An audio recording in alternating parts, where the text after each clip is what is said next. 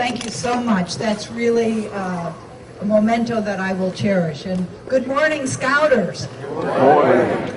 It's so great to be here with you. And this morning I have met people who camped here 30 and 40 and 50 and 60 and maybe more years ago. I think that's just great. And I know when you look around all parts of the camps, you will see that many things have changed. The equipment and facilities have been updated. There are things for the boys to do that they couldn't do before. But basically, what I'm sure moves you in your deepest part of your heart is what remains the same.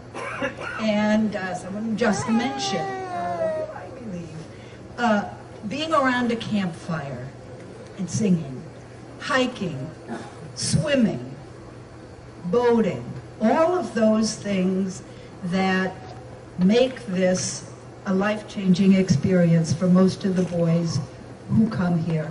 It certainly affected your lives in very profound ways, I can see.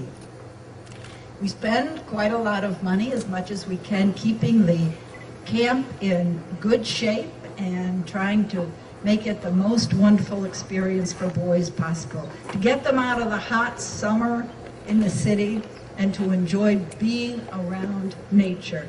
And I know that we have the best camp staff, starting with Bob Manson, and Sean Quinn, this particular camp's director.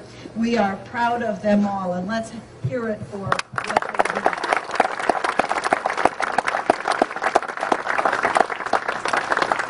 And I know we have the best Scout executive in America. That would be Charlie Rosser. And it's just such a great pleasure to work with him every day. We are excited.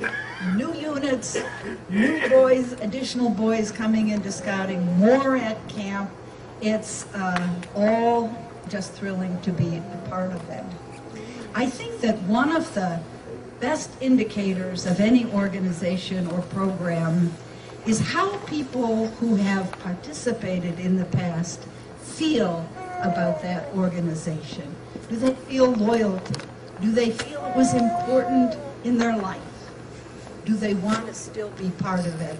And obviously, for all of you and for so many more, the answer is a resounding yes. For 100 years, we've been making boys better citizens and having them have experiences that are constructive and that are fun. It's a very special thing we do. And I know that many of you are a part of Scouting today. You put together and shepherd on a day-to-day basis this wonderful museum. You are troop masters. You come up and help clean up the camp, and you send money. For all of those things, I am so grateful to you. I can't say enough. So what I will say is enjoy this day of reminiscing, and I hope you have many happy memories from today to add to the memory bank. Thank you so much.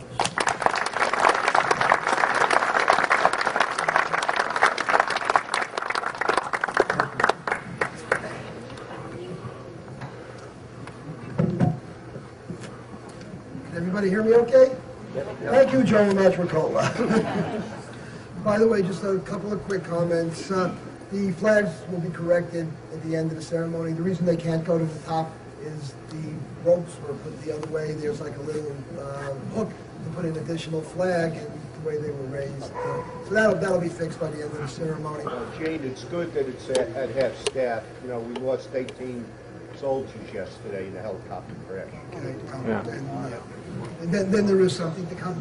I would also just on Alaire's remarks want to mention that I know, because I've been here since 1956, that we have in 10 Mile River today one of the best staffs.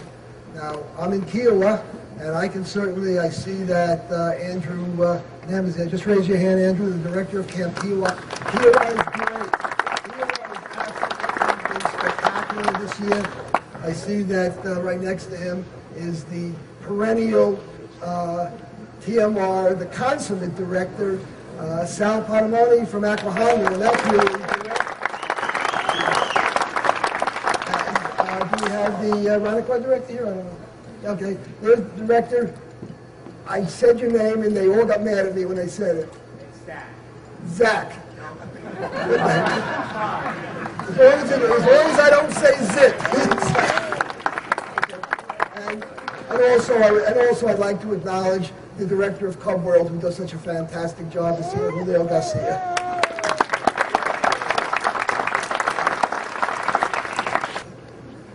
I'm just a volunteer, but I have been around to many scout camps, swapping patches, swapping stories, different types of conferences. And I agree with Blair that we probably have one of the best executive groupings that we've ever had.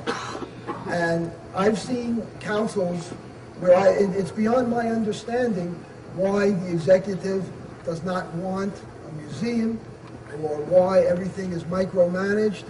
And we are just so grateful that the type of staffing that we have is both comforting, helpful, and supportive, most important. And we'd like to do a little recognition. These are medallions. On one side, it has 10 Mile River Scout Camps, which are the traditional Indian cliffs. On the other side, it has our latest project, our latest acquisition, which is the original Katoki cabin, that Cayuga Katoki cabin that you'll hear more about. First of all, I would like to honor our Scout executive, Mr. Charles Rosser.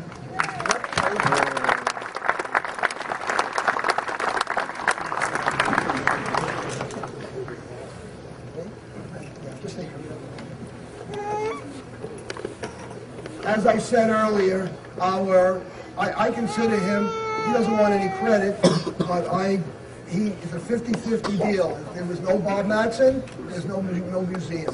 So in his role in 1997, the year we founded the museum, as the director of TMR, and now in his role as the director of camping, what a guy. Bob?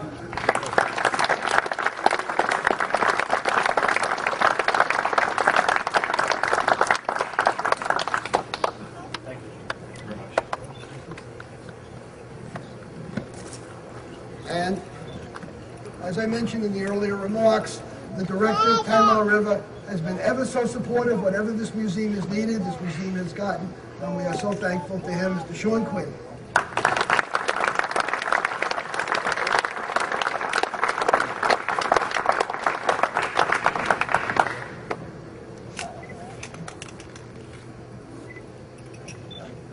Okay, that's our executive staff, very supportive. And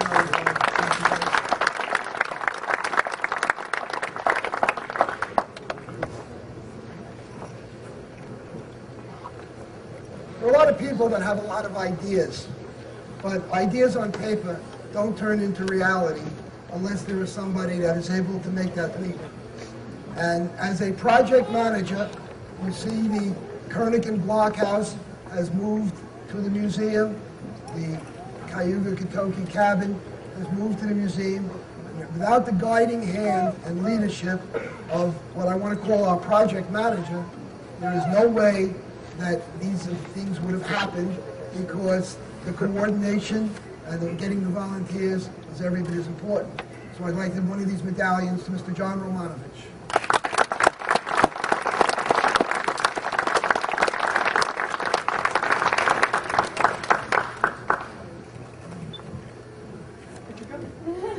The cheese stands alone.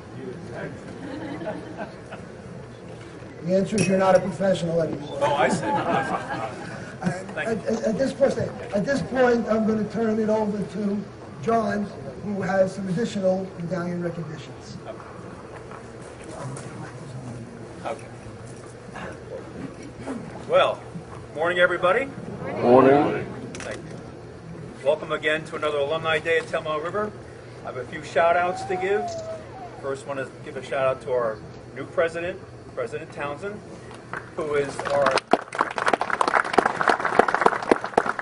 President Townsend is the chief volunteer for Greater New York Councils. To wit, she's also recognized in the nation as organizing and implementing the scouting program in the New York City area. A tremendous responsibility. Thank you. Scout Executive Rosher, getting the reputation as a camp saver. Pouch, off the docket.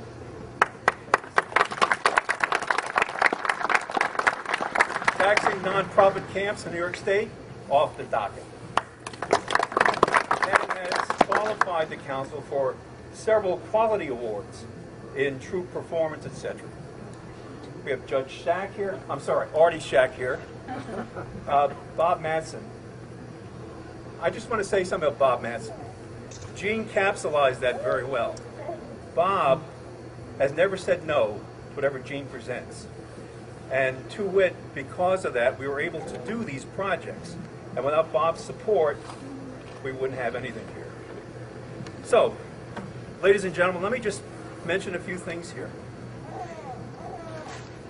Well, today at the TMR River Scout Museum, we dedicate the newest member of growing attractions to the museum compound. Let me introduce you to the idea that the TMR River Scout Museum is an educational tool.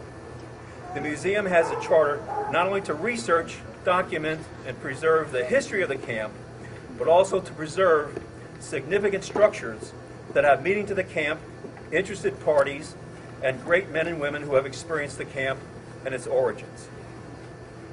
Boy Scouts of America was granted a congressional charter in 1960, now codified as 36 USC Chapter 309. Right, Arnie? You say so.